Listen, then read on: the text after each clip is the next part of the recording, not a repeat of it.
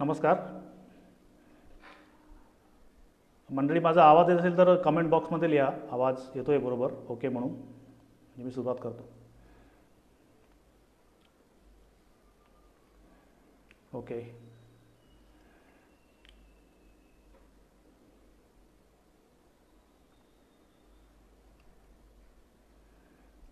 Okay, thank you. आपण सुरू करूया.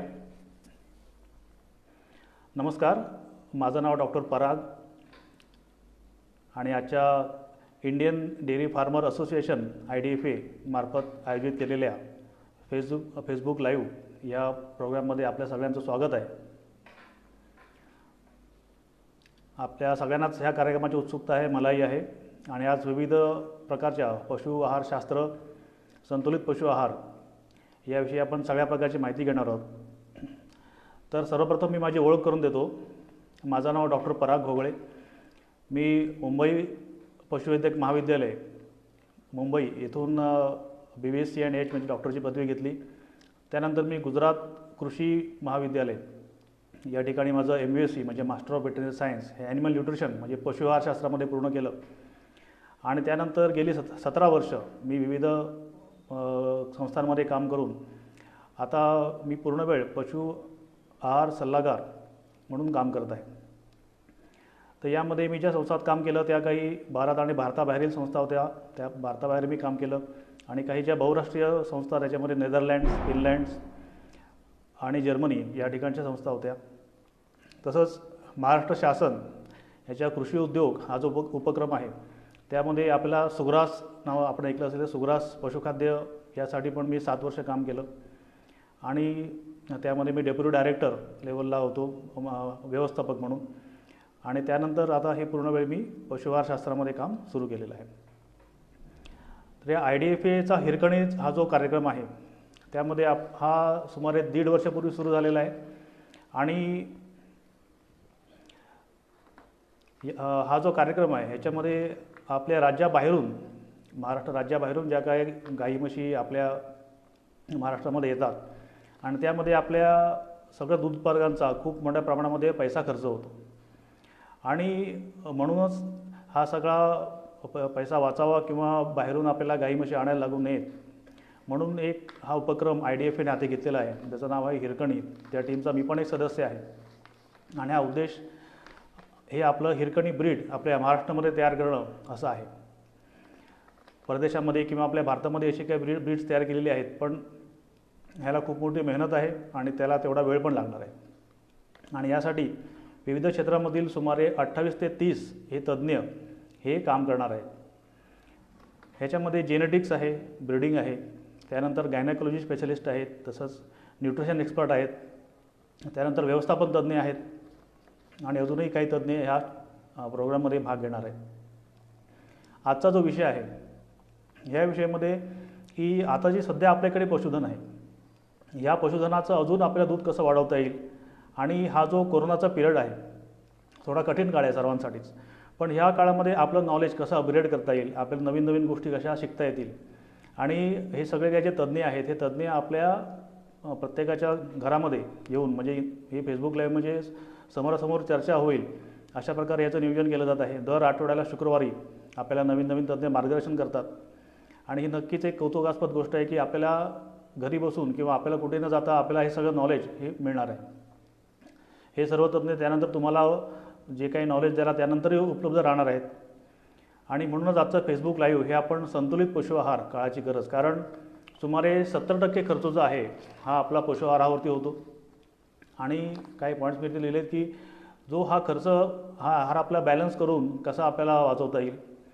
त्यानंतर आपण जो काय पशु आहार देतो गाईला हे सगळ्यात मोठं म्हणजे जे काय 70-75% खर्च होतो हा कसा काय आपल्या कॅशमध्ये, म्हणजे त्याचं आपण दुधामध्ये रूपांतर कसं करू शकतो, गाईचं वजनही कमी होता नाही हे आपण कसं करू शकतो हे आपण पाहणार आहोत. आहार पोटात केल्यानंतर खरोखर त्याचं पचन कसं होतं. त्यानंतर जे लहानपणापासून म्हणजे वासरं आपण जन्माला घातली, वासरं जन्माला आल्यानंतर ही वासरं आपल्या वातावरणामध्ये ही वाढणार आहेत. समजा आता हिरकणी गाईचा आपण प्रोजेक्ट घेतलेला आहे, ही वासरं जर आपल्या वातावरणामध्ये वाढली तर नक्कीच आपल्या महाराष्ट्रातील वातावरणाला टिकून राहण्याची क्षमता यांच्यामध्ये असणार आहे. आपण जनरली बघतो की बाहेरनं आणलेले गाई किंवा म्हशी आपल्याकडे आल्यानंतर दूध कमी देतात, तर त्या का देतात, आहारामध्ये आपल्या काय कमतरता आहेत का, आणि जेणेकरून ह्या वासरं आहेत, कालवडी आहेत, दुभत्या गायी आहेत, म्हशी आहेत, बैल आहेत, गाभण गायी आहेत, ह्यांची काय काय गरज आहे शारीरिक क्षमतेनुसार, दुधानुसार, वयानुसार, ते आपण बघणार आहोत. विविध आपल्याकडे पशुखाद्य पूरक आहेत, तर त्या पूरकांचं काम काय आहे, ती कशी प्रकारे द्यायची, तिचा डोस किती द्यायचा, त्याच्यातून आपले पैसे कसे वाचता येतील. त्यानंतर TMR म्हणजे टोटल मिक्स राशन हे कसं तयार करायचं हे पण आपण बघणार आहोत. आणि ह्या सगळ्यांचं अतिशय सोप्या शब्दामध्ये आपण माहिती घेणार आहोत. आणि तुम्हाला ह्या सगळ्या गोष्टींची माहिती मी काही व्हिज्युअल स्वरूपात पण दाखवणार आहे, की जेणेकरून तुम्हाला अजून डिटेल त्याच्यामधली माहिती कळेल. पशुआहारशास्त्र हा विषय जो आहे हा सगळ्यांशी, आपल्या जनावरांशी निगडीत आहे. आणि ह्याच्यातून आपण बघणार आहोत की आपल्या पर लिटर मिल्क प्रोडक्शन म्हणजे दुधाचा खर्च हा कसा कमी करता येईल हे आपल्यातनं शिकायचं आहे. जितकं आपल्याला per litre cost of production कमी, तितकं आपलं प्रॉफिट जास्त आहे, लक्षात ठेवा. त्यामुळं सगळ्यात पहिल्यांदा आपण बघू की गाई म्हशीची पचनसंस्था कशी आहे. मला वाटतं हे सर्वांना दिसतं आहे. आणि ह्यामध्ये जे काय गाय चारा, खाद्य, हिरवा चारा, कोरडा चारा खाते, ते गायीचं पचन कसं होतं ते आपण पाहू.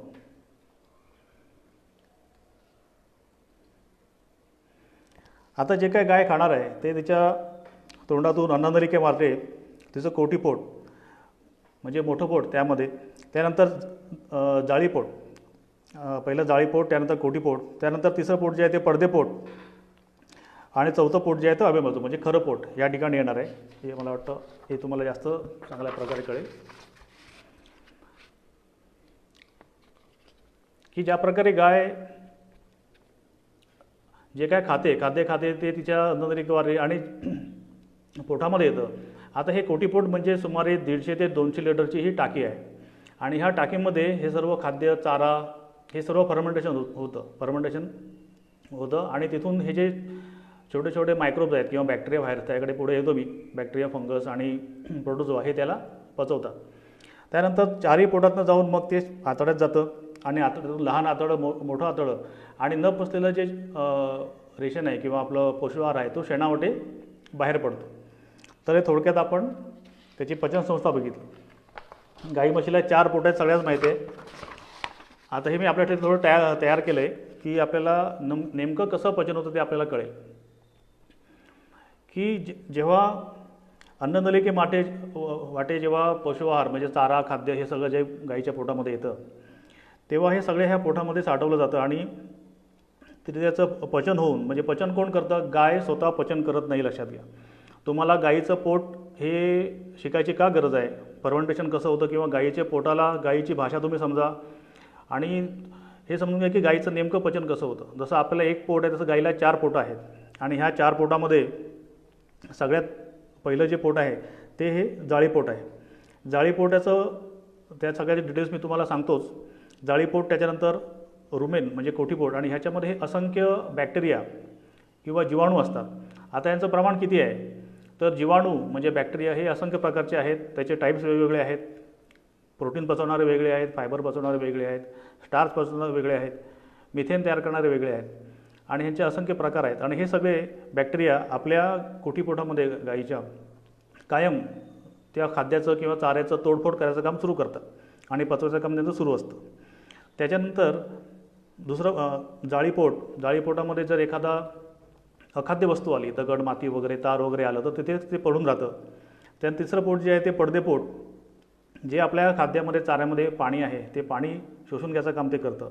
आणि चौथं आहे ते खरं पोट, त्यानंतर मग आदळ सुरू होतं. खरं पोटामध्ये ह्या सगळ्या ॲसिड्स म्हणजे जसं बाईल आहे, म्हणजे लिव्हरमधनं बाईल तयार होतं, स्प्लीनमधनं स्प्लीन ज्यूस तयार होतो, पँक्रियाटिक ज्यूस तयार होतो. ह्या सगळ्या तिथे ग्रंथी आहेत पचनासाठी उपयुक्त, ह्या सगळ्या तिथे आपल्या ॲसिड्स सिक्रेट करतात आणि त्या ठिकाणी पचन होऊन मग आतड्यामधून शोषण म्हणजे जे काही न्यूट्रिएंट मिळणार आहे त्याचं शोषण चालू होतं. आपण डिटेलमध्ये बघू, अजून आपण खोलात जाऊ की हे नेमकं पचन कसं होतं.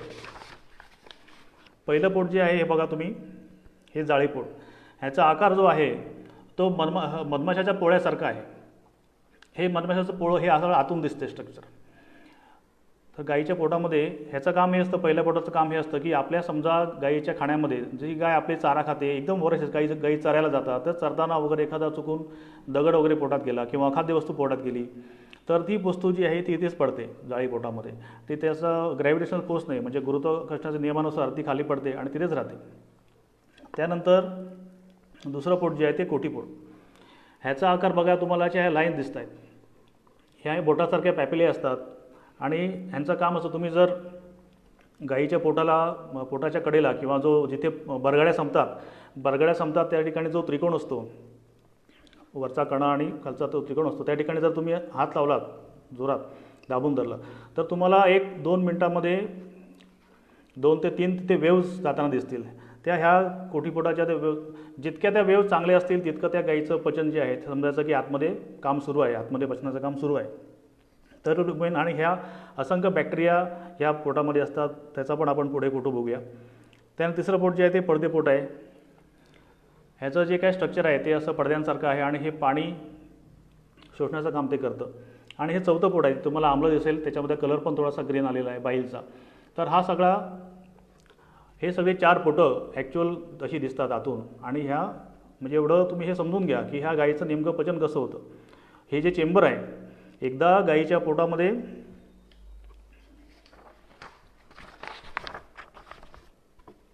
हे बघा, एकदा गाईच्या पोटामध्ये जे काही जेवण आहे किंवा खाद्यचारा गेलं की तिथं एक इसोफेजियल ग्रूव्ह आहे. हा इथला दरवाजा बंद झाला की आतलं वातावरण जे आहे ते पूर्णपणे एनारोबिक म्हणजे विदाऊट ऑक्सिजन, आतमधल्या पोटामध्ये ऑक्सिजन असत नाही, विदाऊट ऑक्सिजन हे वातावरण आहे. आतमध्ये कार्बन डायऑक्साईड आहे, मिथेन आहे आणि गॅसेस आहेत. सगळ्यात खाली जे आहे ते तुमच्याकडे खाद्य आहे किंवा जे काही जेवण डायजेस्ट होतं आहे हे सगळं लिक्विड फॉर्ममध्ये 150 ते 200 लिटर पाणी हे आतमध्ये असतं. आतला रुमिनल pH किंवा ॲसिडिटी आणि अल्कलीचा बॅलन्स जो आहे तो 5.8 ते 6.8 ह्या दरम्यान राहायला पाहिजे. त्याच्यानंतर वरती हा चारा आहे आणि हा नवीन फ्रेश आलेला चारा पण वरती तरंगत असतो. आणि त्याच्यानंतर वरती गॅसेस. या गॅसमध्ये कुठले आहेत गॅसेस, तर मुख्यत्वे 2 गॅस आहेत, ह्याच्यामध्ये मिथेन आणि कार्बन डायऑक्साईड हे आणि यांचं कायम जे काही रुमेन मायक्रोब किंवा बॅक्टेरिया जीवाणू हे गाई म्हशीला जेवण पचवून देतात. हे काम त्यांचं सुरू असताना जर का पोटात काही ऑक्सिजन गेला तर मग तिथले जे फंगस आहे किंवा ईस्ट आहे हे ते ऑक्सिजन खाऊन घेतं आणि वातावरण जे आहे ते पुन्हा एनॉर्बिक म्हणजे विदाऊट ऑक्सिजन अशा प्रकारचं करतं.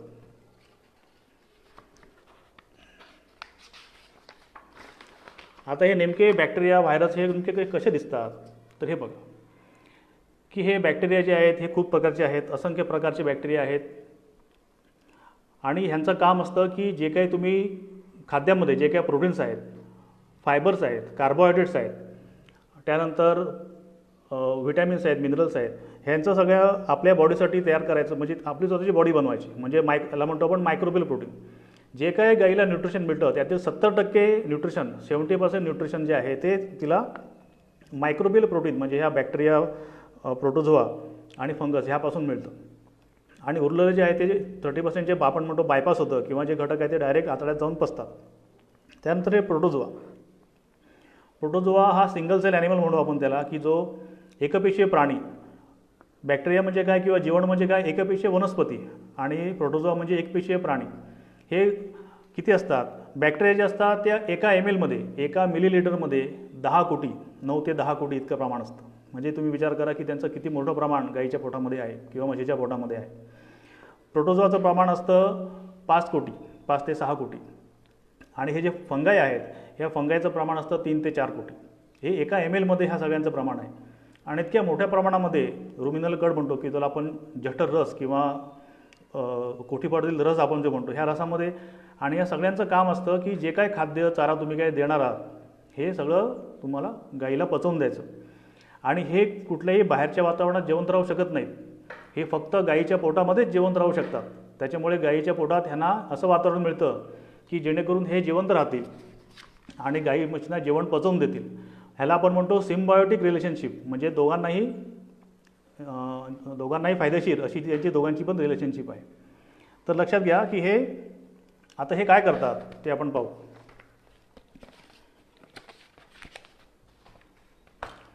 आता जो काय आपण पोषाहार त्यांना देतो त्या पोषाहारमधून आपण विविध त्यांना पोषक तत्वे मिळतात. ती कुठली मिळतात, तर सगळ्यात पहिलं म्हणजे त्यांना प्रथिनं मिळतात. प्रथिनं म्हणजे कुठली आहेत प्रथिनं, की कोटीपोटात बसणारी प्रथिनं आणि दुसरी बायपास प्रथिनं.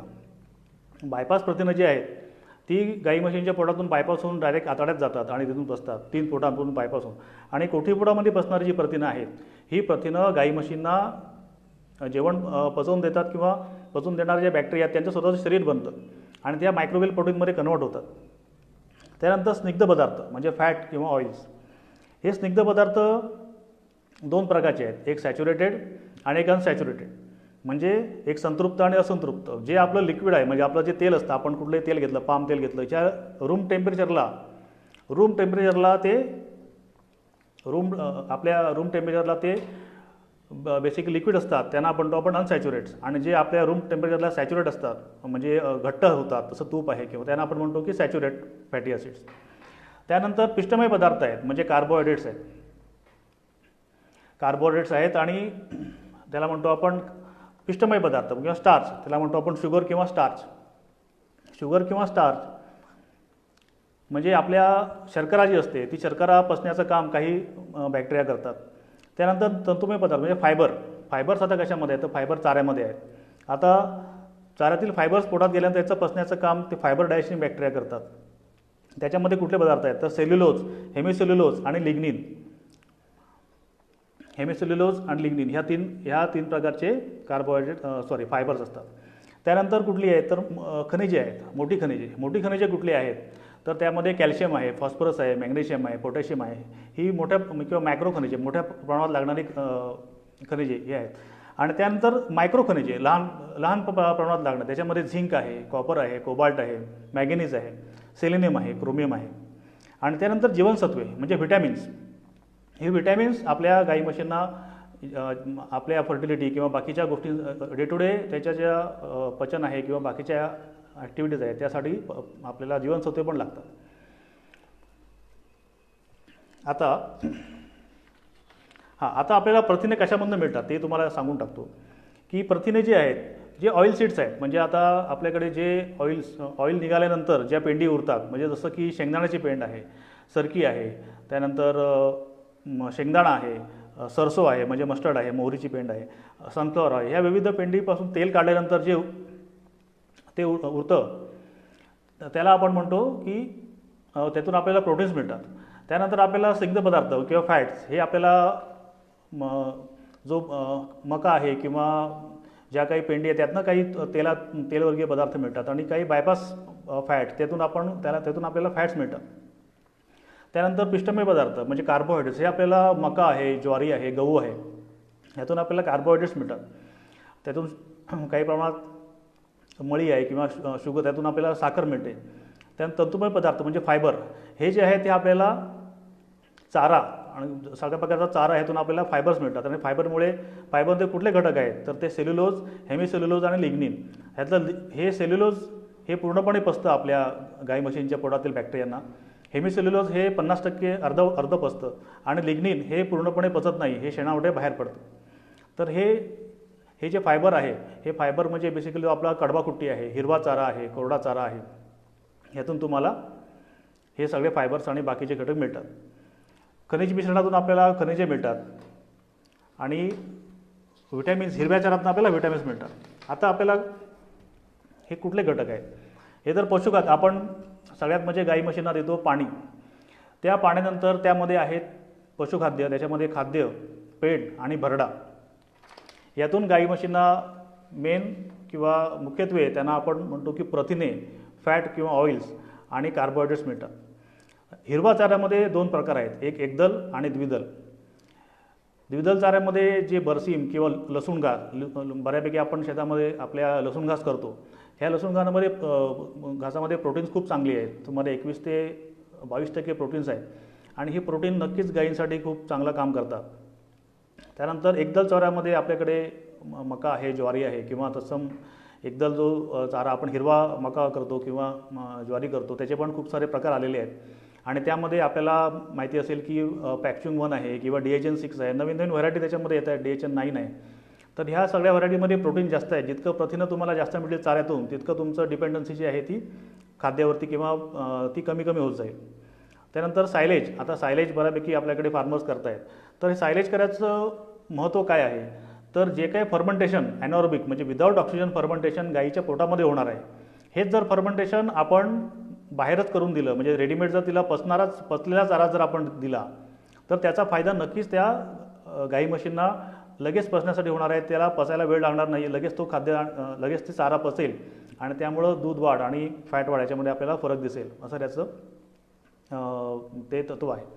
त्यानंतर कोरडा चारा. कोरडा चारा हा नेहमी आपण कुट्टी करून देतो. कोरड्या चाऱ्यामध्ये किंवा कुठल्याही चाऱ्यामध्ये तुम्ही जेवढा चांगल्या क्वालिटीचा चारा द्याल आपल्या गाई म्हशींना, तितकंच त्यांचं पचन सुधारणार आहे.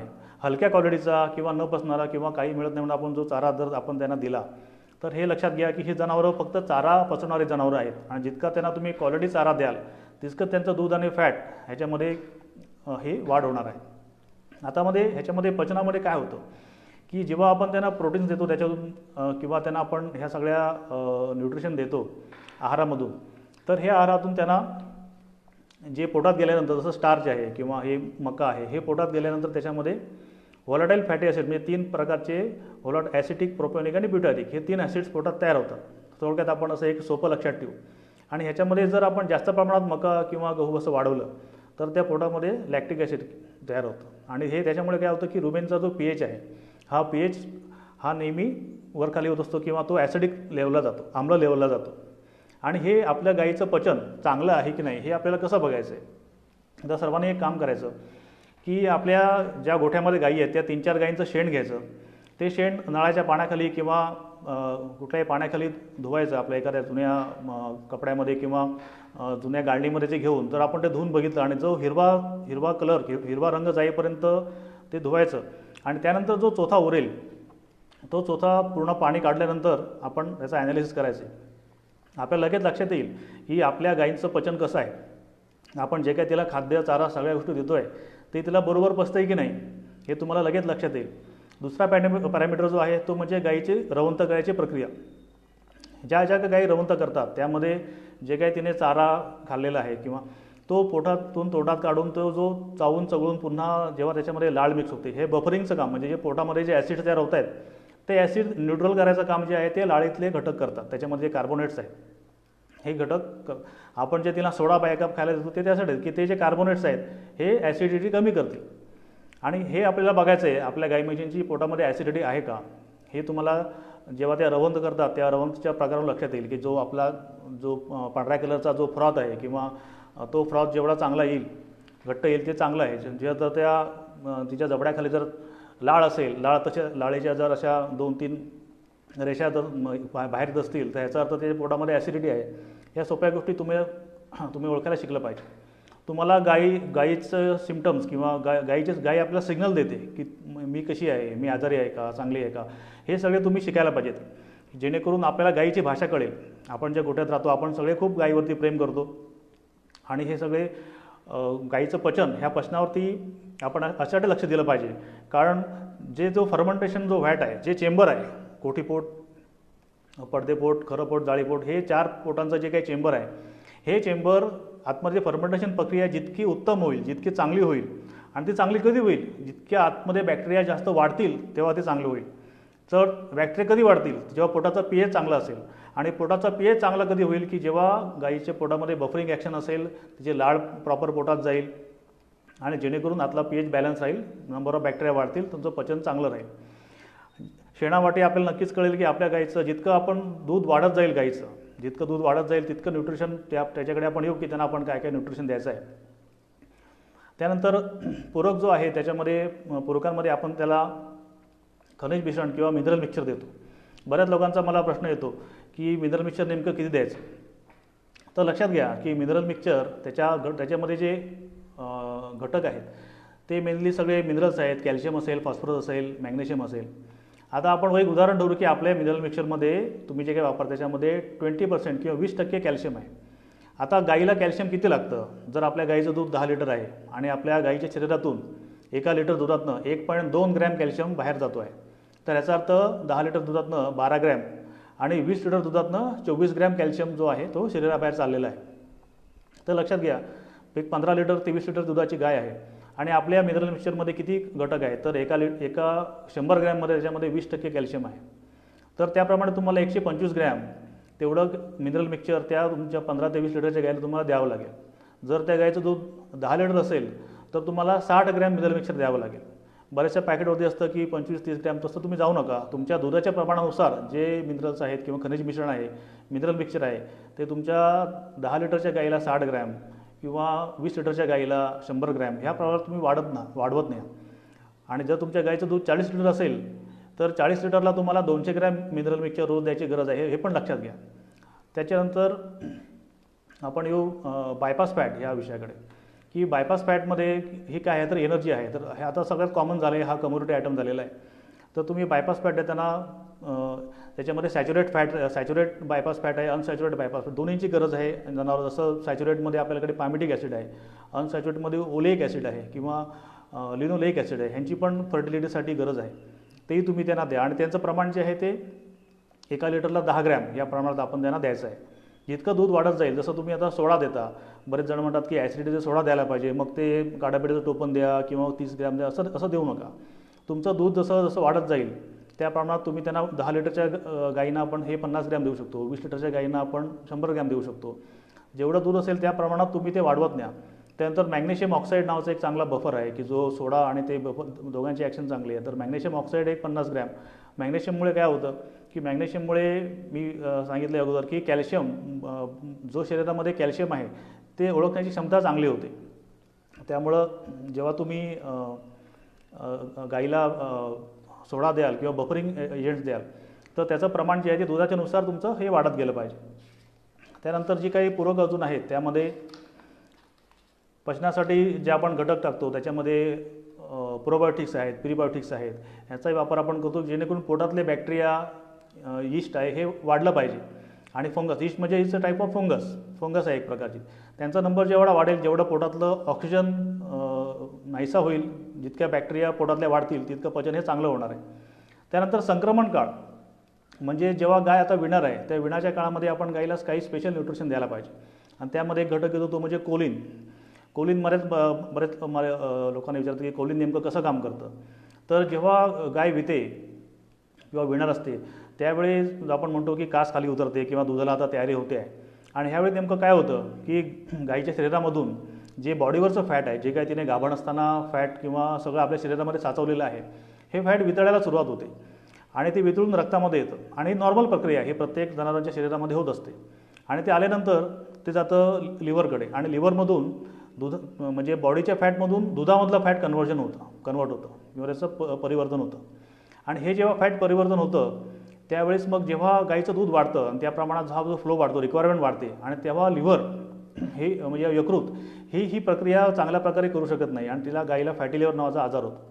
आणि ह्या ठिकाणी नेमकं कोलिन कसं काम करतं, तर कोलिन हे तिथे लिव्हरवरती जे फॅट साचलेलं आहे, फॅटी लिव्हर झालेलं आहे, तर ते फॅटी लिव्हर तिथून कमी करण्याचं काम करतं, तिथून फॅट काढण्याचं काम करतं. जे फॅट पुन्हा वितळून ह्या शरीरामध्ये व्हायला लागतं आणि त्यामुळे दुधातलंही फॅट वाढतं, गाईचं दूध वाढतं, एनर्जी वाढते. त्याच्यामुळे हे काम महत्त्वाचं आहे.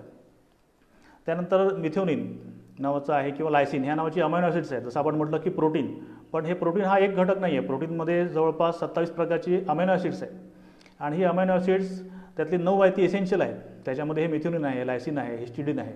हे काय करतात तर हे आपल्या दुधासाठी महत्त्वाचे आहेत, पण गाईच्या शरीराच्या मेंटेनन्ससाठी, फर्टिलिटीसाठी पण आवश्यक आहेत.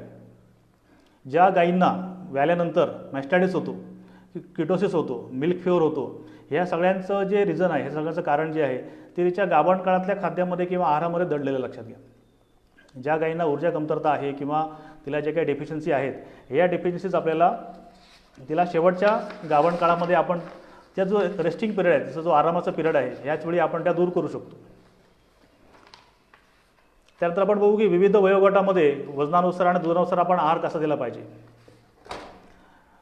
तर सध्या आपण बघितलं की आता आपल्याकडे वासरू म्हणजे आपल्याकडे चांगले सेक्स सिमेन आलेले आहेत किंवा सॉर्टेड सिमेन्स आहेत की त्याच्यामध्ये आपल्याला फक्त खूप चांगल्या प्रकारच्या किंवा खूप जातीवंत कालवडी आपल्याकडे येतील. आता ह्या कालवडींना जेव्हा आपण एक असं हे आहे की जे आपण दूध जर आपण डेअरीला घालतो किंवा विक्री करतो, चांगल्या प्रकारचं दूध आहे, तर ह्या दुधामध्ये जर वासरांना जर दूध द्यायचं नसेल तर मग त्यामध्ये मिल्क रिप्लेसर नावाचा पण एक हे येतो, पदार्थ येतो, एखादा प्रोडक्ट येतो की ह्याच्यामध्ये बऱ्याचशा डेअऱ्यांनी पण ते आता लॉन्च केलं आहे. NDDB पण ते सांगते की मिल्क रिप्लेसर म्हणजे जेणेकरून वासरांना जी काय त्यांना जी काय गरज आहे ते दुधाच्या निम्म्याच किमतीमध्ये, समजा दूध आपण आज 20 किंवा 25 रुपये विकतो आहे तर त्याच्याच कमी किमतीमध्ये आपण 10 ते 15 रुपयाला आपण हे मिल्क रिप्लेसर तयार करू शकतो आणि ते आपल्या वासरांना देऊ शकतो, छोट्या वासरांना, म्हणजे 3 महिन्यापर्यंत जे आपण त्यांना दुधावरतीच वाढवणार आहोत. त्यानंतर हळूहळू आपण त्यांना काफ स्टार्टर सुरू करतो. तर ह्या मिल्क रिप्लेसरमध्ये सगळे घटक एकत्र करण्यासाठी आपण त्याला इमल्सिफायर टाकतो की जो सगळा म्हणजे दुधासारखाच ते सेम सगळे घटक पाण्यामध्ये गेल्यानंतर तयार करेल आणि त्याचं रूपांतर हे दुधासारख्याच घटकामध्ये करेल. ते दूध ते आणि थोडंसं ल्युकवॉर्म म्हणजे थोडंसं कोमट करून आपण ते वासरांना पाजतो. त्यानंतर काफ स्टार्टर की आता आपल्याला वासराचं वजन जितक्या लवकर आपल्याला 250 ते 300 किलो करायचं आहे तितक्या लवकरच आपल्याला ती वासरं ही गाभण राहणार आहे. म्हणून काफ स्टार्टर ह्याच्यामध्ये प्रोटीनसोबत 23% आणि 5% ऑइल, ह्याच्यामध्ये युरिया नसतो किंवा कुठलंही नॉन प्रोटीन नायट्रोजन प्रोडक्ट नसतं. हे प्युअर आणि प्युअर चांगल्या क्वालिटीची प्रथिने आणि एनर्जी उपलब्ध असते याच्यामध्ये. आणि जेणेकरून जितकी प्रथिनं असतील तितकी बॉडी बिल्डिंग चांगलं होईल, तितकं वजन वाढेल लवकर आणि त्या वासरांना आपण त्याच्या वयानुसार म्हणजे 3 महिने, 4 महिने, 6 महिने असं आपण त्यांना ते वाढत नेतो. त्यानंतर हिफर फीड, आता आपलं वजन वाढवायचं आहे आपल्याला हिफरचं लवकर, तर आपण त्यांना चांगली एनर्जी असलेलं हिफर फीड देतो. आणि त्यानंतर प्रेग्नन्सी राशन, म्हणजे आता जे आपण जर ती गाय गाभण केली किंवा तिला आता भरवलं आपण सिमेन AI केलं किंवा एम्ब्रियो ट्रान्सफर करून आपण तिला भरवली तर त्याच्यामध्ये आपण तिला गाभण गायीचं रेशन देतो. आता शेवटचा गाभण काळ जो आहे किंवा त्यानंतर येणारे शेवटचे 21 दिवस किंवा ट्रान्झिशन फेज आहे की ह्याच्यामध्ये आपल्याला लक्षात घ्यायचं आहे की ह्यामध्ये किंवा दुभत्या गायी पण, आता ह्या गायी आपण विल्या दूध द्यायला लागल्या, आपण 7 महिने त्यांच्याकडनं दूध घेतलं, 7.5 महिन्यापर्यंत आपण तिला आटवलं आणि त्या पुढचे जे 2 महिने आहेत, ह्या पुढचे हे 2 महिने आपल्याला लक्षात घ्यायची गरज आहे की पुढचे 2 महिने हा तिचा रेस्टिंग पिरियड आहे. यावेळी ते दूध देऊन तिने जे आपल्या पूर्ण बेतात दूध दिले आहे ते ह्या 2 महिन्यामध्ये ती आराम करून आपल्या बॉडीला रिस्ट्रक्चर करणार आहे आणि आपल्या शरीराला ती रिज्युनेट करणार आहे किंवा नवीन सगळ्या पुढच्या. तर ह्यावेळी नेमकं आपण काय करायचं आहे की ह्यावेळी त्या गाय किंवा म्हशीला आपण फक्त आणि फक्त तिला खाद्य आणि चारा ह्यावरच तिला ठेवायचं आहे. तिला कुठल्याही प्रकारचं मिनरल मिक्सचर हे द्यायचं नाही आहे, कारण मिनरल मिक्सचरमध्ये जे कॅल्शियम हा जो घटक आहे किंवा फॉस्फरस आहे ह्यांची गरज त्या शेवटच्या गाभण काळामध्ये, शेवटच्या 3 महिन्यामध्ये ही तितकीशी नसते. आणि जे काय तिचे गरजेचे पदार्थ आहेत मिनरल्स हे तिला तिच्या खाद्यातून किंवा चाऱ्यातून हे मिळत असतात. जर तिला आपण ॲडिशनल दिलं, आता बरेच डॉक्टर्स किंवा मला पण ते म्हणतात की आम्हाला माहिती नव्हतं पण तुम्ही सांगितलं त्याच्यामुळे गाईला व्याल्यानंतर मिल्क प्युअर होत नाही हे आपल्याला त्यांना कळलं. आता ह्यात कसं होतं की जर आपण तिला गाभण काळामध्येच जर आपण तिला एक्सेस कॅल्शियम किंवा लिक्विड कॅल्शियम किंवा मिनरल मिक्सचर दिलं तर याचा उलटा इफेक्ट त्याच्यावरती होतो आणि जे आतड्यातून जे रिसेप्टर्स आहेत ते डल पडतात. म्हणजे जिथून हे कॅल्शियम किंवा फॉस्फरस ह्या ज्या खनिजे आहेत ही बॉडीमध्ये ॲब्सॉर्ब केली जातात त्यांचं कार्य मंदावतं, कारण ह्याचा अर्थ बॉडीला जास्त गरज नाही आहे कारण ती दूध देत नाही आहे गाय. आणि जेव्हा गाय विते, जेव्हा तिला कॅल्शियमची अतिशय जास्त गरज असते त्यावेळेस नेमकं त्या गाईला कॅल्शियम जेव्हा आपण देतो किंवा तोंडावाटे भरवतो आणि आतड्यामध्ये जे रिसेप्टर्स आहेत ते डल पडलेले असतात, तिथून गाई आपलं कॅल्शियम खेचून घेऊ बॉडीमध्ये घेऊ शकत नाही आणि त्या मग गाईला मिल्क फेवर होतो किंवा हे बाकीचे आजार तिला सुरू होतात. म्हणून ह्या शेवटच्या 3 महिन्यामध्ये आपण कुठल्याच प्रकारचं हा तुम्हाला द्यायचं असेल तुम्ही ट्रेस मिनरल्स द्या किंवा त्याच्यात तुम्ही मॅग्नेशियम द्या. मॅग्नेशियम हा असा घटक आहे ज्याच्यामुळे कॅल्शियमचा जो फ्लो आहे, कॅल्शियमचा फ्लो हा रक्तामध्ये वाढतो. मॅग्नेशियममुळे गाईच्या शरीराला कॅल्शियम ओळखण्याची शक्यता जास्त निर्माण होते आणि आपल्या व्याल्यानंतर गाईला कॅल्शियमची कमतरता होत नाही. तर ह्या शेवटच्या गाभण काळामध्ये किंवा ट्रान्झिशन पिरियडमध्ये तिला आपण हा असा खूप चांगला आहार दिला पाहिजे आणि तो साधारण वजनाचे 1% किंवा आपण म्हटलं की 600 ग्रॅम प्रथिनं तिला गाईला जी आहे ती 600 ग्रॅम प्रोटीन्स हे लागतात शेवटच्या गाभण काळामध्ये. ही 600 समजा आपण तुमच्या फीडमध्ये 20% प्रोटीन आहेत तर 20×60 म्हणजे तुम्ही 3 किलोमध्येच तुम्हाला त्या गाईचं 600 ग्रॅमची रिक्वायरमेंट पूर्ण होणार आहे. आता 5 किलो आपण जे म्हटलं वजनाचे 1%, जर तुमच्या गाईचे आपण मेंटेनन्स राशन दिलं ज्यामध्ये 12-13% प्रोटीन्स आहेत तर ही 12×60 म्हणजे 5 किलो तुम्हाला द्यावे लागेल. सकाळी 2.5 किलो, संध्याकाळी 2.5 किलो ह्या प्रमाणात तुम्हाला द्यावं लागेल. त्यानंतर आपण गाय म्हैस व्याल्यानंतर जे पहिले काही दिवस आहेत त्यावेळी दूध किंवा ती गाय कमी खाते आणि कमी खाऊन आपल्याला ती दूध देत असते आणि हे बाकीचं जे न्यूट्रिशन येतं ते कुठनं येतं तर त्या गाईच्या शरीरातून येतं. गाईच्या बॉडीमधनं जे काही फॅट्स आहेत किंवा हे बाकीचे घटक जे शरीरात तिने गाभण काळात साठवलेले आहेत ते बॉडीमधनं काढून ती त्यावेळी दूध देत असते आणि त्यावेळी तिला भूक कमी असते. त्यामुळे लक्षात घ्या की कुठली पण गाय किंवा म्हैस ही कमीच खाणार आहे त्यावेळेस. आणि समजा ती 7, 8 किंवा 9 किलो जे काय खाद्य खाणार आहे त्या खाद्यामध्येच आपल्याला तिला डेन्स न्यूट्रिशन द्यायचं आहे. त्यासाठी त्याचा जो TDN आहे किंवा खाद्याची पचनीयता जी आहे ती खूप चांगली पाहिजे. 75% त्याच्यापेक्षा चांगले 80% एवढे जर ते TDN व्हॅल्यू जर त्या खाद्याची चांगली असेल तरच ते खाद्य चांगल्या प्रकारे गाईला तेवढं जे दुधातनं बाहेर चाललं आहे न्यूट्रिशन ते तिला तोंडावाटे परत देऊ शकणार आहे. हे जर आपला TDN व्हॅल्यू कमी आली 65-55 किंवा त्यात आपलं फायबर पर्सेंट वाढलं, सॅन्ड सिलिका वाढली तर आपण तेवढं टार्गेट किंवा तेवढं न्यूट्रिशन आपण ते अचीव करू शकत नाही. त्यामुळे लक्षात घ्या की जेवढं प्रोटीन आहे तेवढं प्रोटीन पचायला तेवढी एनर्जी तुमच्या खाद्यामध्ये पाहिजे. ती एनर्जी नसेल तर हे प्रोटीन न पचता शेणावाटे तसंच बाहेर निघून जाणार आहे. त्यानंतर पहिले 3 महिने ह्यावेळी आपल्या दुधाचा आलेख हा चढता राहतो. त्यावेळी तिला आपण चांगले घटक असलेलं किंवा चांगलं TDN व्हॅल्यू असलेलं न्यूट्रिशन तिला दिलं पाहिजे. खाद्यामध्ये प्रोटीन किती आहे ते बघू नका. ती चढाव लागली असते की माझ्या खाद्यामध्ये 20% प्रोटीन आहे, माझ्या खाद्यामध्ये 25% प्रोटीन आहे. नाही, खाद्यामध्ये एनर्जी किती आहे बघा. तुमच्या खाद्यामध्ये समजा 20% प्रोटीन असेल तर त्याच्यामध्ये 3000 किलो कॅलरी एनर्जी पाहिजे. ती 3000 किलो कॅलरी एनर्जी ह्या 20% प्रोटीनला पचवायला मदत करणार आहे. त्याच्यामध्ये TDN व्हॅल्यू म्हणजे एकूण पचनीय पदार्थ किती आहे बघा. म्हणजे समजा 1 किलो खाद्य दिल्यानंतर जर त्या खाद्यामध्ये 75% TDN व्हॅल्यू आहे ह्याचा अर्थ 750 ग्रॅम ते खाद्य गाईला पचणार आहे आणि 250 ग्रॅमच फक्त शेणावाट्या बाहेर निघून जाणार आहे किंवा ते न पचणारे घटक असणार. हे जेवढं TDN व्हॅल्यू आपल्या खाद्यात जास्त चांगली असेल तितकं हे खाद्य आपल्याला पचण्यासाठीही मदत होणार आहे. त्यानंतर गाय किंवा म्हैस यांचं जेव्हा आपण पुढचा 4 ते 6 महिने किंवा याच्यामध्ये एका लेवलला गाय किंवा म्हैस आलेली असते तर हे मेंटेनन्स करण्यासाठी गाईला जे काय प्रथिन, आता समजा किती प्रथिनं पाहिजेत गाईला. बऱ्याच जणांचा प्रश्न होतो की किती प्रथिनं गाईला लागतात, नेमकं 1 लिटर दूध तयार करायला किती प्रथिनं लागतात, असे गुगली प्रश्न काही जण विचारतात. तर त्यांना सांगायचं आहे मला की जी आपली गाय 15 ते 20 लिटर दूध देणारी आहे त्या गाईला साधारण खाद्य आणि चारा हे सगळं मिळून तिला 1500 ग्रॅम 1500 ते 2000 ग्रॅम ही प्रथिनं लागतात. जसं आपण गाभण गाईचं बघितलं की गाभण गाईला आपण प्रथिनं द्यायची 600 ग्रॅम, ॲवेलेबल प्रथिनं 600 ग्रॅम.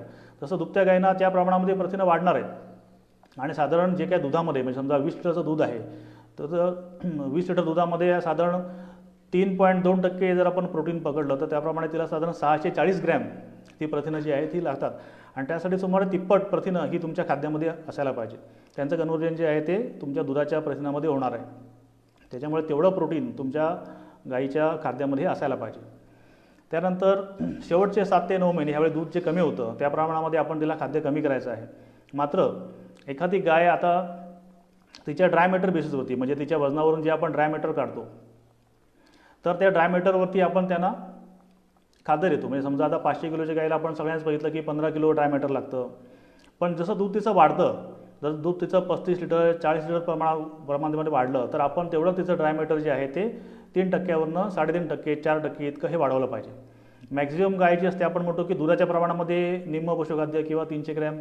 तर ह्या प्रमाणात कसं आहे की आपल्याला लक्षात घ्या की जी गाय आपली जास्त दूध देणारी आहे 30 लिटरची गाय, तर 30 लिटरची गाय काय 500 ग्रॅमप्रमाणे 15 किलो खाद्य खाऊ शकत नाही. ती खाद्य खाणार 8 ते 9 किलोच. पण त्या खाद्याचं TDN व्हॅल्यू किंवा त्याच्यातली पचनीय क्षमता ही आपल्याला वाढवायची आहे, जेणेकरून तेवढ्याच कमी खाद्यामध्ये किंवा तिने जास्त खाद्य खाल्लं तिला ॲसिडिटी होईल, तिला शेण पातळ होईल. हे आपण बऱ्याच वेळ बघतो की खाद्य वाढवल्यानंतर शेण पातळ व्हायला सुरुवात होते किंवा मक्याचे दाणे किंवा बाकीचं जे काय खाद्याचे घटक आहेत ते आपल्या शेणामध्ये दिसतात. हे का होतं? कारण गायीचा pH जो आहे तो बिघडतो, ॲसिडिटी वाढते आणि ॲसिडिटी वाढल्यामुळे ह्या गायीला ते जेवण न पचल्यामुळं तिला जे आहे ते डायरिया होतो किंवा शेण पातळ येतं. तर सगळ्यात पहिला मी तुम्हाला मागाचा प्रयोग सांगितला की गाईचं शेण धुवून बघा, त्यातली घटक बघा आणि ते ॲनालिसिस करून तुम्हाला कळेल की आपल्या गाईच्या शेणामध्ये किंवा आपल्या गाईचं पचन जे आहे ते कसं होत आहे.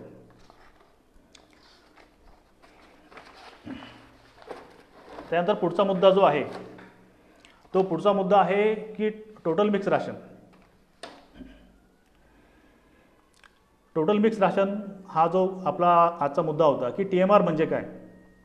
तर इस्रायलमध्ये किंवा सुमारे 1950 सालापासून असा एक रिसर्च आलेला आहे की आपण हे बघितलं की गाईच्या पोटामध्ये काय आहे की खाद्य चारा हे सगळ्यांचं मिश्रण गाईच्या पोटामध्ये आहे. आणि जेव्हा आपण फक्त तिला खाद्य खायला घालतो, सुरुवातीला जे आपण आपला असा आहे की एक तिला आपण खाद्य खायला घालतो, नंतर मग चारा खातो आणि मग पाणी पाजतो किंवा नंतर मग त्यांना आपण मोकळं ठेवतो. तर जेव्हा खाद्य आपण खाऊ घालतो त्या खाद्यामध्ये काय आहे, तर खाद्यामध्ये प्रथिनं आहेत, कार्बोहायड्रेट्स आहेत किंवा एनर्जी आहे भरपूर. ते पोटात गेल्या गेल्या ॲसिडिटी वाढते किंवा जे मका वगैरे जातो, गहू जातो, त्याच्यामुळे ॲसिडिटी एकदम वाढते. आणि ही ॲसिडिटी वाढल्यानंतर गाईचा पोटातला जो pH आहे तो कमी व्हायला लागतो. तो जितका कमी होतो तितकं गाईच्या बॅक्टेरिया ज्या पोटात आहे ते मारायला लागतात किंवा त्यांचा नंबर कमी व्हायला लागतो. हे आपल्याला चालणार नाही, आपल्याला तर pH वाढला पाहिजे. आता pH कसा वाढेल, तर त्यासाठी हे सिस्टीम आले की TMR, टोटल मिक्स राशन. एकदम सोपं आहे, काय असं त्याच्यामध्ये TMR म्हणजे अवघड नाही किंवा तुम्हाला लगेच मशीन घेण्याची पण गरज नाही.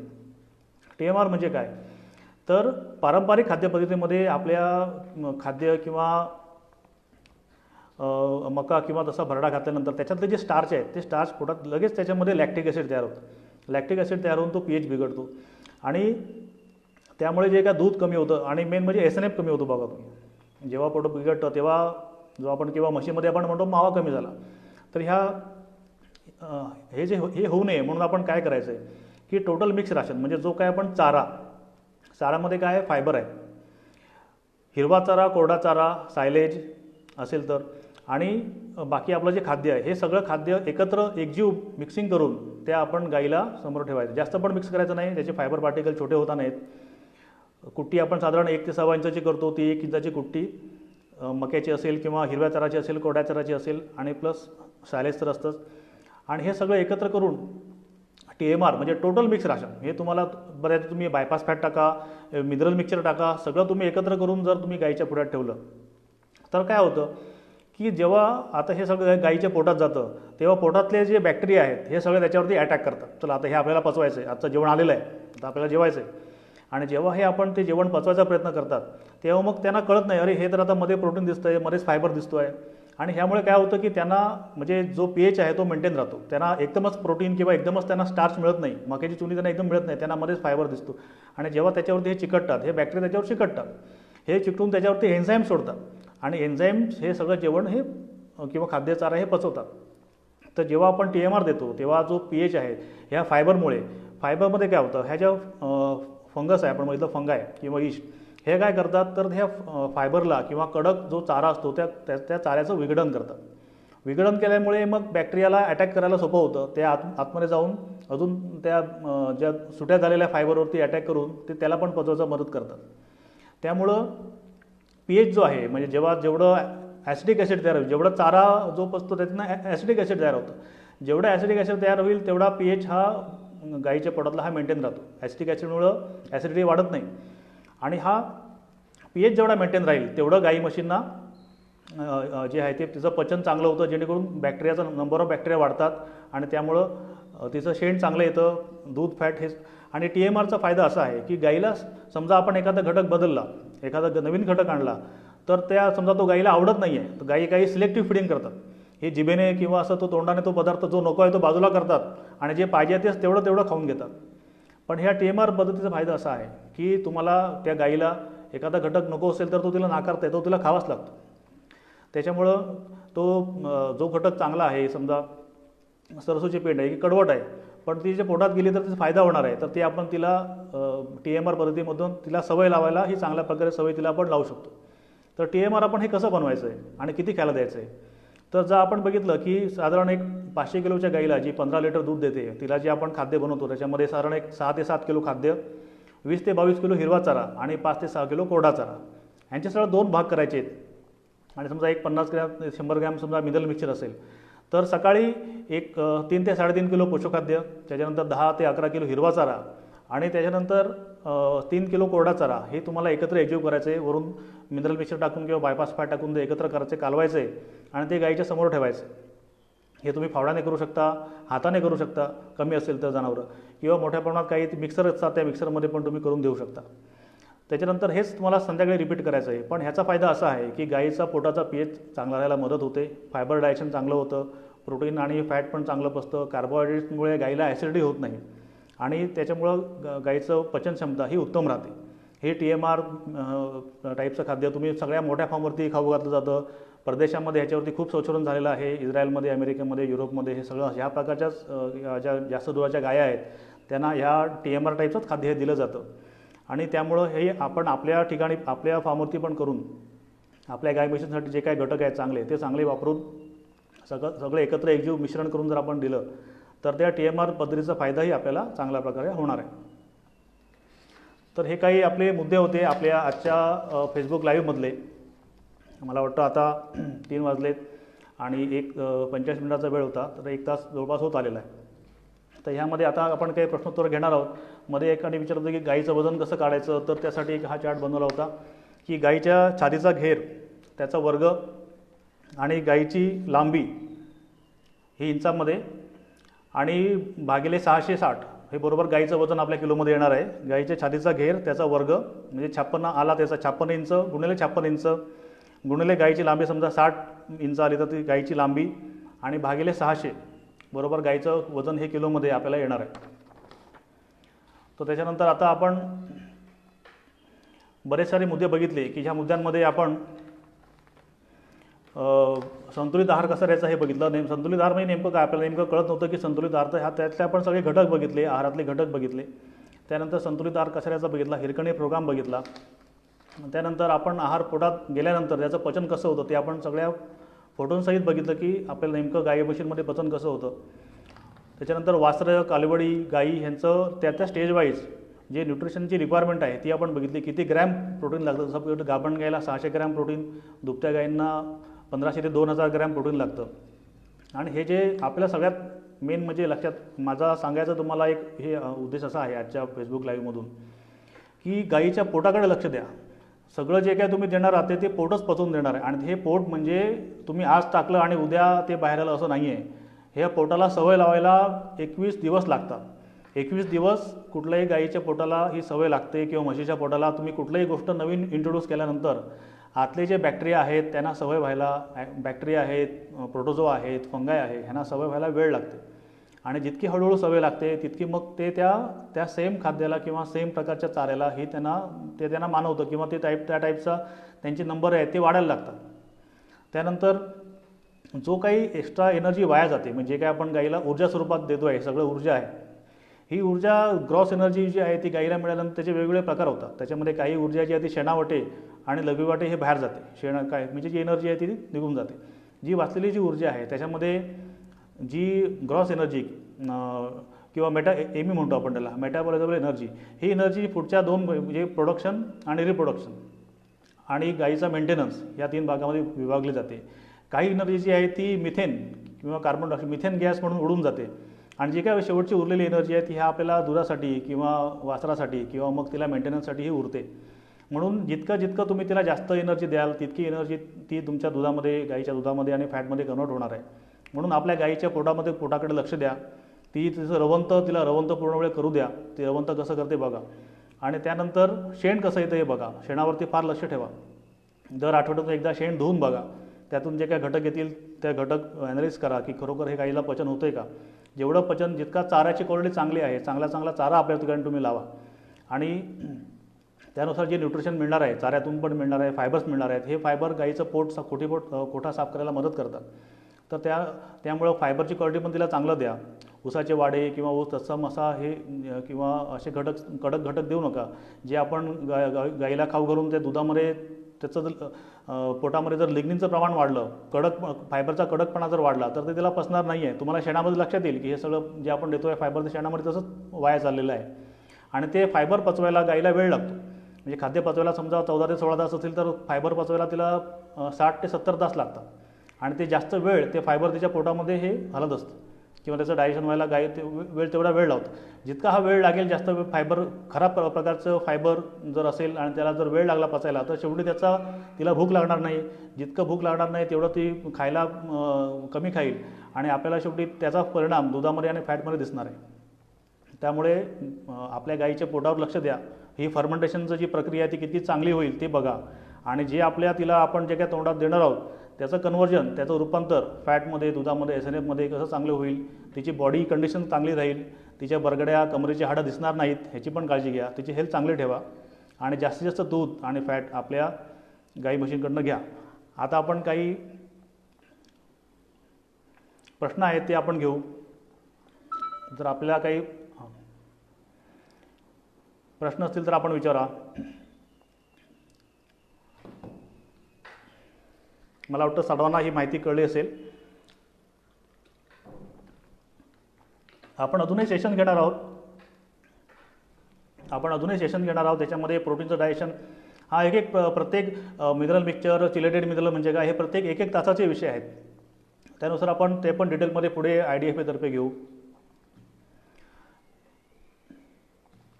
एकाने विचारलं chelated mineral mixture, Raju Pandhari याने विचारलं चिलेटेड मिनरल मिक्सचर किती द्यावं. मी तुम्हाला म्हटलं की मिनरल मिक्सचर द्यायचं प्रमाण हे त्या दुधाच्या प्रमाणावरती आहे. सगळ्यात सोपं म्हणजे 1 लिटरला 5 ग्रॅम. सगळ्यात सोपं म्हणजे 1 लिटरला 5 ग्रॅम हे तुम्ही त्याचं प्रमाण द्यायचं आहे मिनरल मिक्सचरचं. चिलेटेड असेल, नॉन चिलेटेड असेल, तुम्ही त्यातले घटक बघा.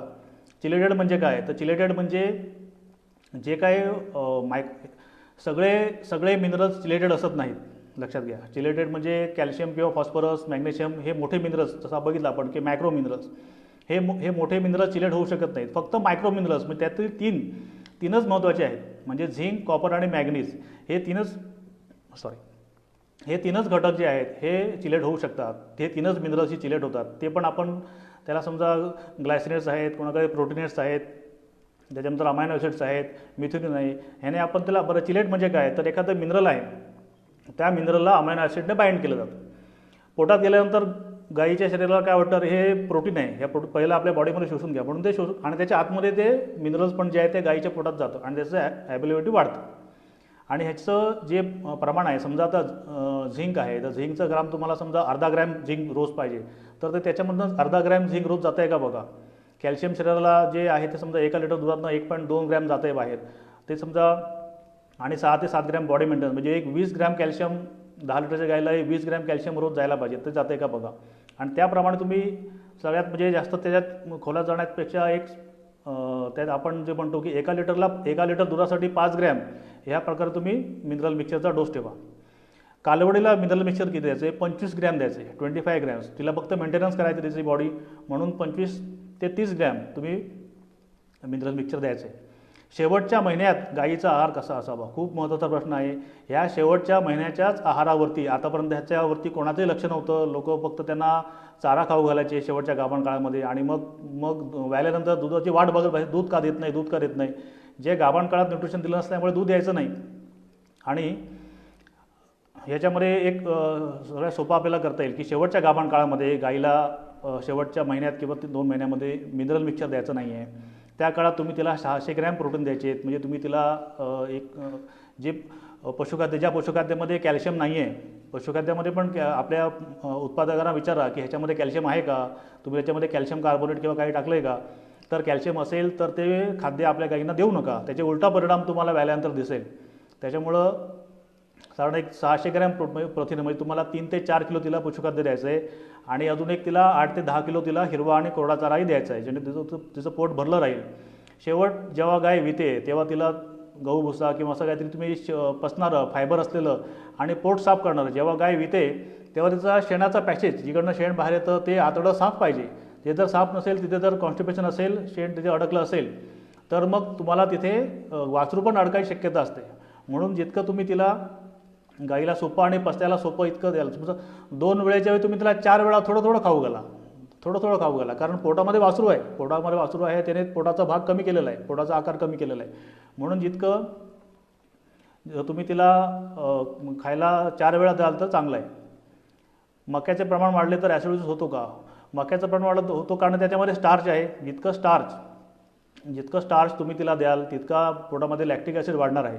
मग TMRमध्ये तुम्ही द्याल तर TMRमुळे तुम्हाला हा ॲसिड प्रॉब्लेम जो आहे आम्लतेचा किंवा ॲसिडिटी वाढायचा हा होणार नाही आहे. फॉस्फरस कमतरतेमुळे काय परिणाम होतात, फर्टिलिटीमध्ये म्हणजे गाय राहायला त्रास होतो.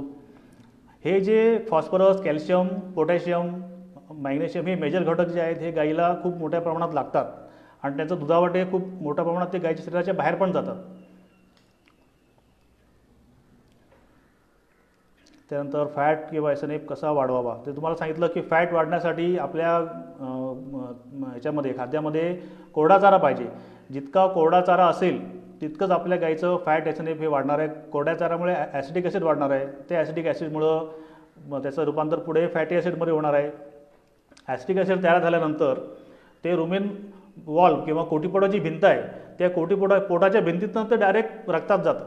रक्तात जाऊन ते लिव्हरमध्ये जातं आणि तिथे त्याचं जे कन्व्हर्जन आहे ते फॅटमध्ये होतं. त्याच्यामुळे दुधातलं फॅट वाढतं. 20 लिटरच्या गाईला तिचं वजन काढा. पहिलं मी तुम्हाला आता एक तो चार्ट दाखवला, गाईचं वजन कसं काढायचं. वजन काढून घ्या. वजन काढल्यानंतर तुम्ही त्या गाईला, तिचं वजन 500 किलो असेल आणि दूध 20 लिटर आहे, तर ते तुम्ही त्या प्रमाणात तिला जे काय 15 किलो ड्राय मॅटर आहे हे सगळं तुम्ही त्या 15 किलोमध्ये बसवायचं, हे लक्षात घ्या. कुट्टीची साईज किती असावी, खूप चांगला प्रश्न आहे. कुट्टीची साईज ही तुमच्या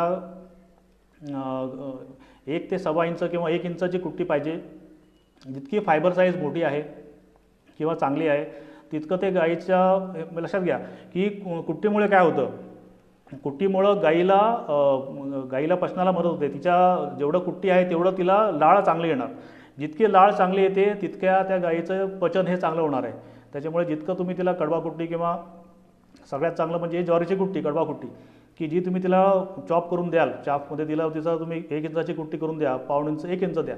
जितकं चांगलं कराल तितकं तुम्हाला त्याचा जो फरक आहे तो तुम्हाला त्या फॅटमध्ये पण दिसणार आहे आणि पचन चांगलं होणार आहे. मेन म्हणजे फायबर चांगलं पचन झाल्यामुळे तिचं पोट जे आहे ते साफ राहायला मदत होणार आहे.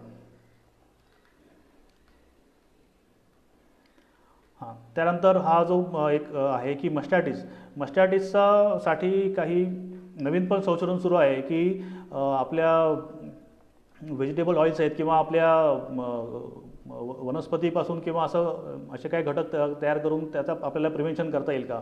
पण सगळ्यात मोठं जे आहे की ते झिंक आणि बायोटिन जर आपल्या मिनरल मिक्सचरमध्ये किंवा आपल्या पशुखाद्यामध्ये जर असतील तर झिंक आणि बायोटिन हे मस्टॅटिसचा रोखण्यासाठी किंवा मस्टॅटिस कमी करायला हे नक्कीच मदत करतात. झिंकचा तर मला खूप चांगला रिझल्ट आला आहे की झिंक तुम्ही जर जेव्हा आहारामध्ये ॲडिशनल ॲड कराल तेव्हा तिची खुरं मजबूत राहतात, तिला लॅमिनेटिस होत नाही किंवा तिला मस्टॅटिस होत नाही. आणि ह्याचा जेवढा तुम्ही जास्त वापर कराल तेवढं ह्या गाईला मस्टॅटिस आणि सगळ्यात चांगलं हे तुम्ही देताना गाभण काळामध्येच द्या. ट्रेस मिनरल जे आहेत झिंक, कॉपर, कोबाल्ट, मॅंगनीज, सेलेनियममुळे डिस्टोकिया होत नाही. जे गाई किंवा वासरं जे वासरू अडकतं ते जे काही जे प्रकार होतात ते डिस्टोकिया होतो ते गाईला सेलेनियममुळे होत नाही. तुम्ही हे सगळं ट्रेस मिनरल शेवटच्या 2 महिन्यात द्यायला हरकत नाही. फक्त कॅल्शियम आणि मेजर मिनरल्स देऊ नका, मॅग्नेशियम द्या. TMRमध्ये गोळी पेंट चालते का, नक्कीच चालते.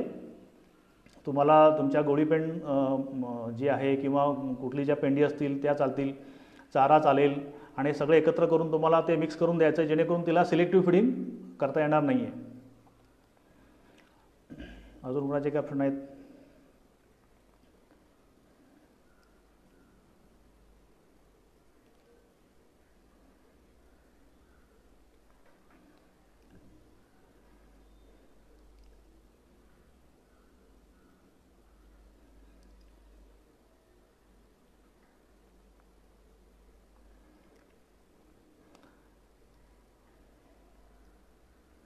न्यूट्रिशनविषयी विचारा. पशुआहाराविषयी जितके आपले प्रश्न असतील तितके प्रश्न आपण मुरघास बनवताना कुट्टी सहित किती असावी. मुरघासचे आपल्याकडे एक्सपर्ट आहेत डॉक्टर शैलेश मदने साहेबांना फोन करा, ते तुम्हाला सांगतील मुरघासाबद्दल अतिशय एकदम सविस्तरपणे. डॉक्टर शांताराम गायकवाड आहेत, खूप सारे एक्सपर्ट आपल्याकडे आहेत.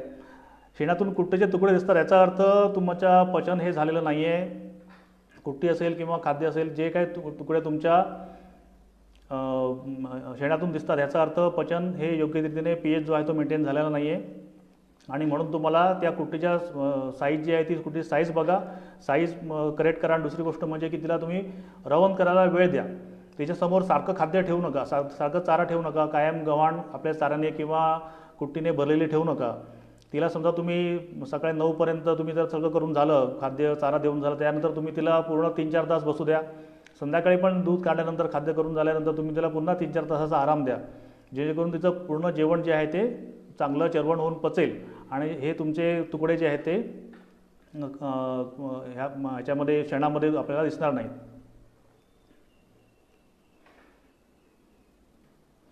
हो, TMRमध्ये तुम्ही मिनरल मिक्सचर देऊ शकता. डॉक्टर संजय साहेब धन्यवाद. फॉस्फरससाठी हे सगळे घटक तुम्ही तुमच्या हिशोबाने ठरवा.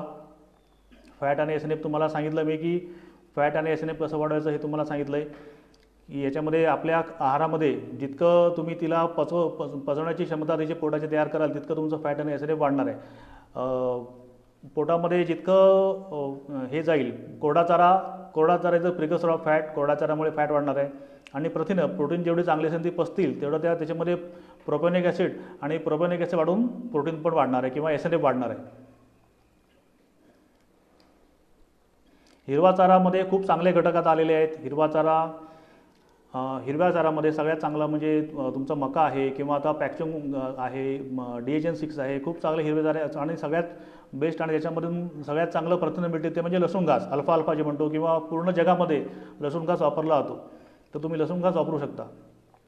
निगेटिव्ह एनर्जी बॅलन्ससाठी कसे ॲड्रेस करावे असं सुधीर साहेब विचारत आहेत. लक्षात घ्या की निगेटिव्ह एनर्जी बॅलन्स हा तयार होतो ह्या गाभण काळामध्येच तयार होतो. तिच्या रेस्टिंग पिरियड तुम्ही तिचा कॅटर करा, तुम्हाला अतिशय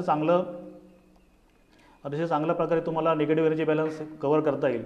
आणि सगळ्यात चांगलं म्हणजे बायपास फॅट जे आहे, बायपास फॅट तुम्ही तर रोज 100 ग्रॅम तिला द्या. गाभण काळामध्ये 100 ग्रॅम द्यायचं आहे आणि व्याल्यानंतर दुधाच्या प्रमाणामध्ये 1 लिटरला 10 ग्रॅम या प्रमाणात द्यायचं आहे. जितकं तुम्ही द्याल. आता लक्षात घ्या की गाय तब्येतीने खराब झाली हे आपल्याला 2 ते 3 महिन्यानंतर कळतं की जेव्हा तिचं वजन कमी होतं, कमरेच्या हाडं वरती येतात, बरगाड्या दिसायला लागतात, तेव्हा म्हणतो अरे आता मग ती गाभण राहत नाही, वारंवार उलटते. आणि रिपीट ब्लिडिंग व्हायचं सगळ्यात मेन कारण जे आहे ते आपला निगेटिव्ह एनर्जी बॅलन्स किंवा कमीत कमी तिला एनर्जी कशी देता येईल. म्हणजे याच्यामध्ये सोर्स मका आहे, मकामध्ये चांगली एनर्जी आहे, गहू आहे, गव्हामधून तुम्हाला चांगली एनर्जी मिळेल. आणि त्यानंतर तुम्हाला बायपास फॅट म्हणून तुम्हाला चांगली एनर्जी मिळेल. तर तुम्ही दुधाच्या प्रमाणात ते घटक द्या. गाभण काळातच सुरुवात करा आणि त्याचे परिणाम तुम्हाला खूप चांगले हे व्याल्यानंतर दिसतील. तर मला वाटतं बऱ्याच साऱ्या प्रश्नांची आपण उत्तर दिलेले आहे. सगळ्या जे काही प्रश्न राहिलेले आहेत त्या सगळ्या कॉमेंट बॉक्समध्ये त्यांचा मी नंबर देतो माझा. तुम्ही त्यांना नंतर मला फोन करून, हा माझा नंबर आहे, डॉक्टर पराग घोगळे. आता हे मला वाटतं उलटं दिसतंय कॅमेऱ्यात, काय कळत नाही, पण 9892099969 म्हणजे 9892 0999969 0999 आणि 69. माझ्या फेसबुकच्या पेजला पण माझा नंबर आहे, तो तुम्ही घ्या. आणि ह्याच्यामध्ये आता आजचा जो विषय होता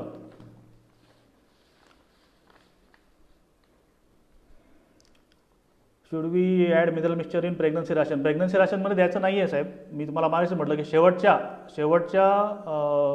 60 दिवसामध्ये आपल्याला किंवा शेवटच्या 2 ते 3 महिन्या 2.5 महिन्यामध्ये आपला मिनरल मिक्सचर तिला द्यायचं नाही आहे.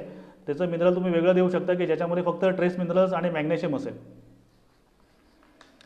तर यासाठी आज अजूनही प्रश्न यायला लागलेत. आपण सगळ्या प्रश्नांची उत्तरं टप्प्याटप्प्याने घेऊ किंवा तुम्ही मला नंतर फोन करूनही तुम्ही वैयक्तिक मी तुम्हाला उत्तर देतो, काय अडचण नाही. आणि ह्याच्यामध्ये आजचा जो फेसबुक लाईव्ह आपण सुरुवात केली आज फेसबुक लाईव्हला ह्या माध्यमातून की आपण आता हा जर आपण बेसिक शिकलो, याच्यामध्ये काही गोष्टी शिकलो बेसिक ज्या आपण बघितल्या मागच्या 1 तासाभरात 1.5 तासामध्ये. तर ह्याच्यामधून आपल्याला पुढचे जे काही डिटेल्स आहेत ते डिटेल्स आपल्या जे एक्सपर्ट्स आहेत ते प्रत्येक शुक्रवारी तुम्हाला येऊन ह्या सगळ्या वेळी सांगणारच आहेत. आणि यामध्ये मला ज्यांनी मदत केली ते doctor Dinesh Bhosale sir, doctor Shailesh Madane, हे डॉक्टरांची टीम आहे. 28-30 डॉक्टर आहेत, सगळ्यांचे नावं इथे घेणं शक्य नाही आहे. आणि IDFA जी टीम आहे ही खूप इफिशियंटली काम करते. त्यांच्यामध्ये श्री रवी नवले साहेब, नितीन सदाशिव, वामन गायकवाड, हरीश येडे, धनंजयराव जाधव साहेब, रामनाथ ओदक, सुधीर कबाडे आणि यांचा मी सगळ्यांचा अत्यंत आभारी आहे. आपल्या सगळ्यांचं प्रेम असंच राहू द्या. काय तुमच्या शंका असतील न्यूट्रिशन वाईज विचारा. ट्रीटमेंट माझी गाय आजारी आहे किंवा मी ट्रीटमेंट करत नाही, त्याच्यामुळे जे आपले डॉक्टर्स आहेत त्या डॉक्टर्सना तुम्ही ट्रीटमेंटबद्दल विचारा. मला तुम्ही फक्त पशु आहारासाठी किंवा आजची जी काही चर्चा झाली अशा अनुषंगाने तुम्ही मला कमेंट बॉक्समध्ये पाठवा, व्हॉट्सॲपला पाठवा की तुम्हाला चर्चा कशी वाटली, तुम्हाला चांगली माहिती मिळाली का नाही मिळाली तेही सांगा. आणि ह्या सगळ्यांचा मी अत्यंत आभारी आहे. मला इथे आज IDFA इंडियन डेअरी फार्मर असोसिएशनच्या ह्या मोठ्या प्लॅटफॉर्मवरती बोलण्याची संधी दिली आणि मला माझे जो अनुभव आहे, जे माझे विचार आपल्या सगळ्यापर्यंत मला पोचवता आले, याच्या पुढेच आपल्या सगळ्यांचं प्रेम कायम राहू द्या. आणि एवढं बोलून मी माझं हे फेसबुक लाईव्ह संपलं असं जाहीर करतो. धन्यवाद.